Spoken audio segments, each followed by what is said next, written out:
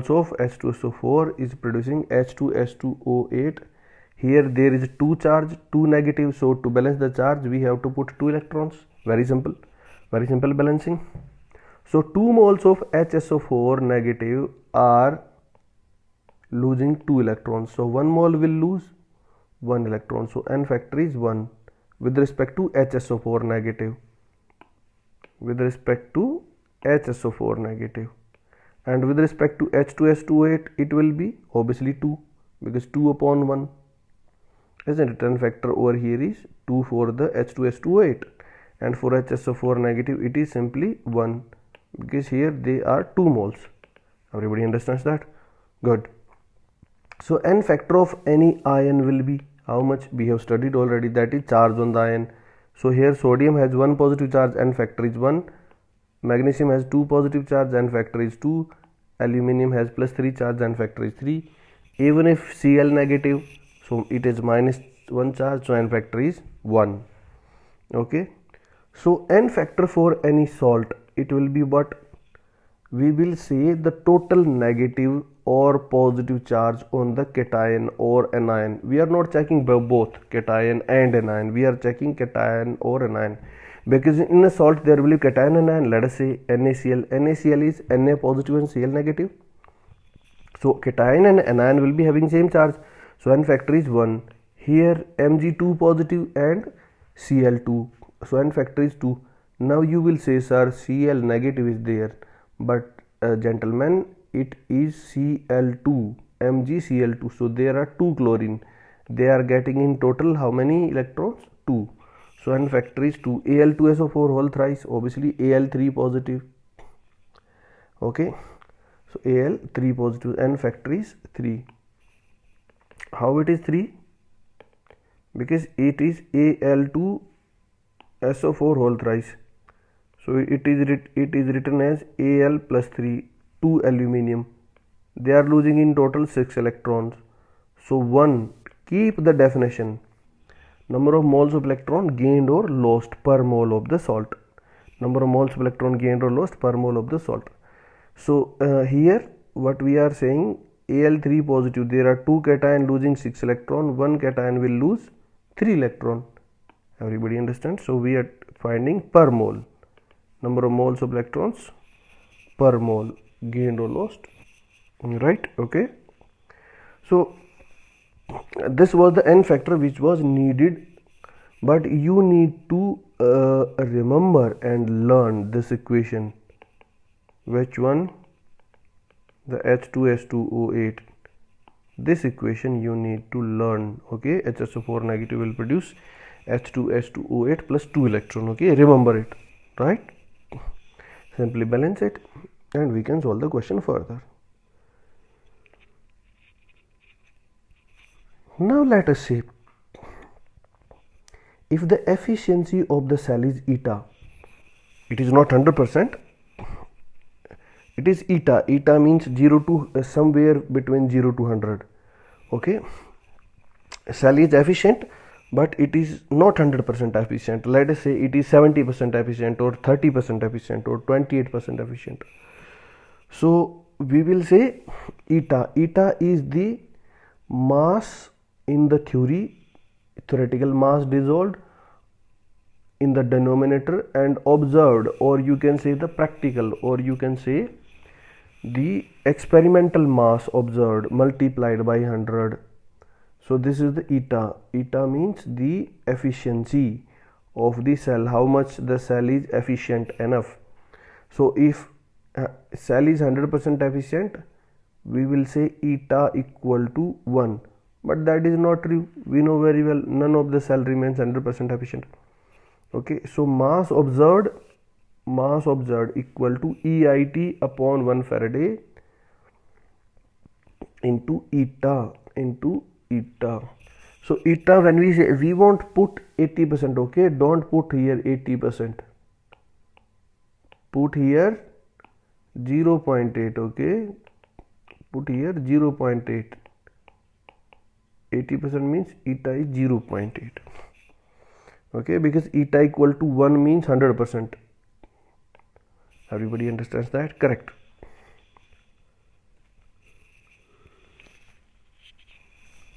So now we are moving. Number of moles will be weight upon molar weight, isn't it? And molar weight we have studied, equivalent weight equal to molar weight upon n factor, isn't it? So n factor will come into action, and when n factor comes into action, there will not be any E. So what do we say over here?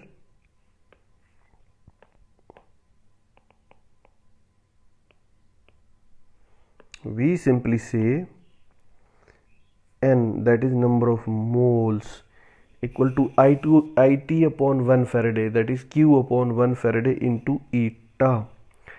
Let us go back. We have studied 1 mole over here. Check it properly. Number of electrons. Number of electrons means the total charge upon stoichiometric coefficient is the n factor, okay? And we have studied number of moles equal to charge upon n factor into 96500. We have studied over here. So we will put it into this formula. Okay, IT upon 96500 into eta. Here after coming eta we don't have mass observed, okay, because we have consumed the n factor thing. So if eta is 80%, we will simply put 0.8 value. Okay, now we will solve the question.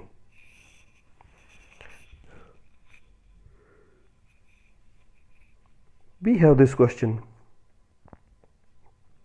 96.5 ampere is passed through 1000 seconds. 96.5 ampere is passed for 1000 seconds through 3 different electrolytes. Okay, 96.5 ampere is passed for 1000 seconds through 3 different electrolytic solution of molten NaCl, MgCl2 and alumina Al2O3. Calculate the mass of sodium, magnesium and aluminium deposited on the cathode. So you have to solve it without looking into the solution. Okay, stop the video here, try to solve the question and then you can look the solution. Now I will discuss the solution.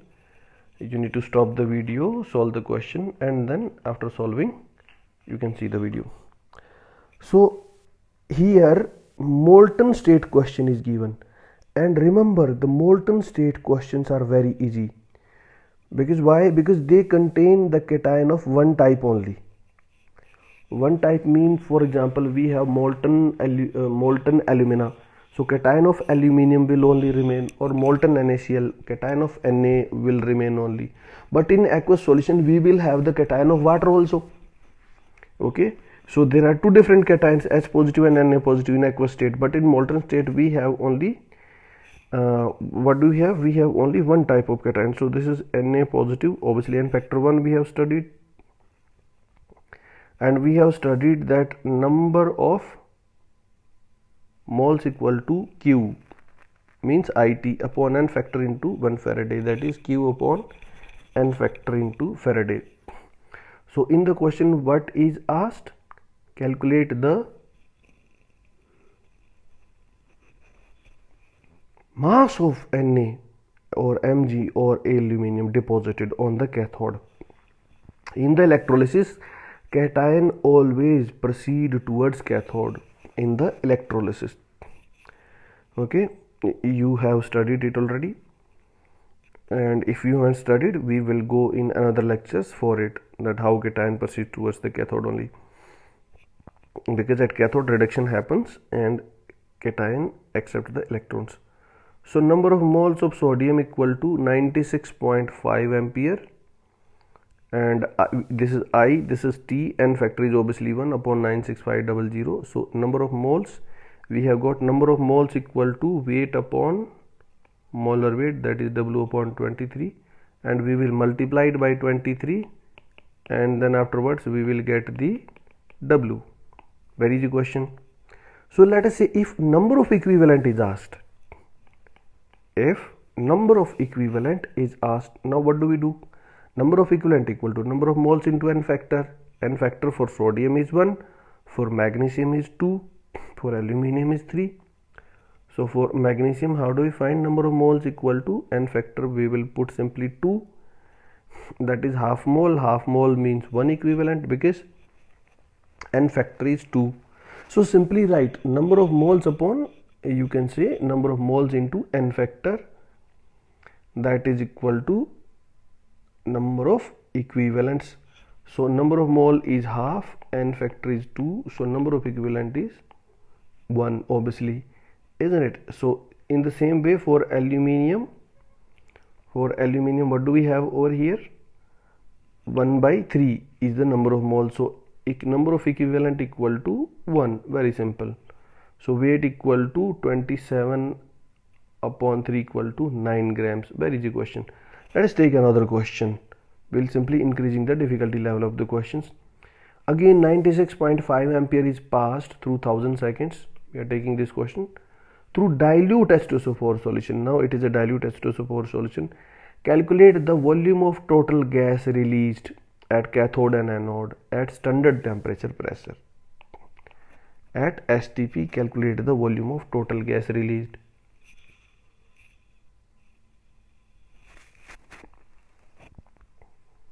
Now you have studied the question, you have read the question. Okay, now let's proceed. The gas will be released at cathode and anode both places. At cathode and at anode, both the electrode will be receiving the gas. Now let us analyze. We have dilute H2SO4. Dilute H2SO4 will produce H positive and SO4 2 negative. It will produce H positive and SO4 2 negative, dilute H2SO4, and water will produce obviously H positive and OH negative. But let us see which one is producing best. At cathode we will be having H positive and water. H positive will accept the electrons and will convert into hydrogen. So in the electrolysis, cation will be releasing at the cathode by gaining the electron. So cation is H positive, obviously H positive is gaining the electrons and it is converting into H2. So hydrogen is liberated at the cathode. Okay, so let us see anode. So here it is anode, and what is happening at anode? SO4 2 negative. What is SO4 2 negative doing? SO4 2 negative, here sulfur is already in the highest oxidation state. So there will be no further oxidation, because at anode oxidation happens. We won't say it will be reduced, because first of all it is not a cation, it is an anion, and anion will be oxidized at anode. So already sulfur is in highest oxidation state +6. So no reaction, no further oxidation. Now here comes the water. Water will be present at both cathode and anode. Okay, at cathode water is doing nothing because it cannot be reduced further, but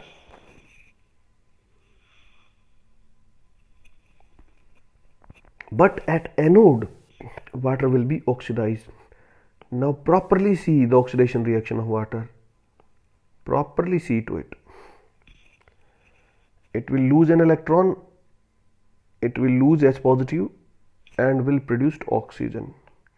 So clearly anode is liberating oxygen and cathode is liberating hydrogen. This is the electrolysis of dilute H2SO4. Keep it in mind, okay? Now at cathode, let us see the balance reactions. So here what do we have? Hydrogen is released. How the hydrogen is released? 2H positive is gaining 2 electrons. Here it is liberating hydrogen. So n factor is clearly 2. N factor is the number of electrons involved in a reaction, and isn't it? So clearly when we balance it, after balancing, the number of electrons appearing in the reaction is called n factor, obviously. So n factor is 2, as you can see over here, n factor is 2. So clearly what do we say? Here n factor for the hydrogen is 2. So number of moles is, again formula, number of moles equal to Q upon n factor into Faraday. N factor is 2, so it is half mole. 1 mole of the gas is 22.4 liters. 22.4 liters equal to 1 mole, and half moles means 11.2 liter. At STP in question it is written at STP, so 1 mole equal to 22.4 liter, so 11.2 is our answer, because 96.5 ampere has liberated half mole. So this happened at cathode. Now let us examine at anode. What is happening at anode? So SO4 2 negative won't show the reaction, no reaction, isn't it? Already in highest oxidation state. And what is water doing? H2O is losing an electron, losing H positive and oxygen. So clearly N factor is 4, as we can see from here. N factor is 4, as we can see from here. In the reaction, the number of moles of electrons, if the electrons are not appearing, we will find the change in oxidation state per mole of the salt, the number of moles of electron gained or lost per mole of the salt. So clearly N factor is equal to 4 over here. So number of moles of oxygen, 1 mole of oxygen is losing 4 moles of the electrons, as it is appeared in the given balanced chemical equation, isn't it? So 2 moles of water is losing 4 mole of electrons. So 1 mole of water, N factor with respect to water will be 4 upon 2 equal to 2, because number of moles of electrons upon the stoichiometric coefficient, as we already studied. You can rewind back the video and you can see that. But here it is stoichiometric coefficient is 1 mole. 1 mole is losing, you can say, 4 electrons. So clearly with respect to oxygen the N factor is 4. You remember this reaction, okay, for the water and dilute H2SO4, nothing else, only 2 reaction you need to remember. So we'll directly put it in the formula, isn't it? I means 96.5 ampere, T is 1000 second, N factor is 4, 1 by 4 mole. 1 by 4 means volume equal to 5.6 liter, that is volume upon 22.4 equal to number of moles 1 by 4. So V is clearly equal to 5.6 liters. Okay, so that is the, tell me, that is the number of moles, and then finally the volume 5.6 liters. So oxygen liberated is 5.6 liters and hydrogen liberated is 11.2 liters. So this is obviously 11.2 liters and oxygen liberated is 5.6 liter. Now let us take another question. So let us see, 96.5 ampere is passed through 1000 seconds through copper sulfate aqueous, and what is the composition? 10 liter of 1 molar copper sulfate. How much it is? 10 liter and 1 molar. 10 liter and 1 molar of copper sulfate aqueous using 10 liter and 1 molar means molarity upon volume is equal to what do we say? Molarity into volume is equal to number of moles. So clearly it is 10 moles. Using platinum electrode, where at this time obviously platinum is an inert electrode, it won't function. Okay, so we'll be having another question. If we don't use platinum electrode and we use any other electrode, what will happen then, isn't it? So we are studying 96.5 amperes is passed for 1000 seconds through CaSO4, isn't it, using platinum electrode. Calculate, we'll calculate number of things: mass deposited at cathode and volume of the gas liberated at anode. We are doing this, volume of the gas and mass, both the things we are saying. So let us say aqueous electrolysis of copper sulfate.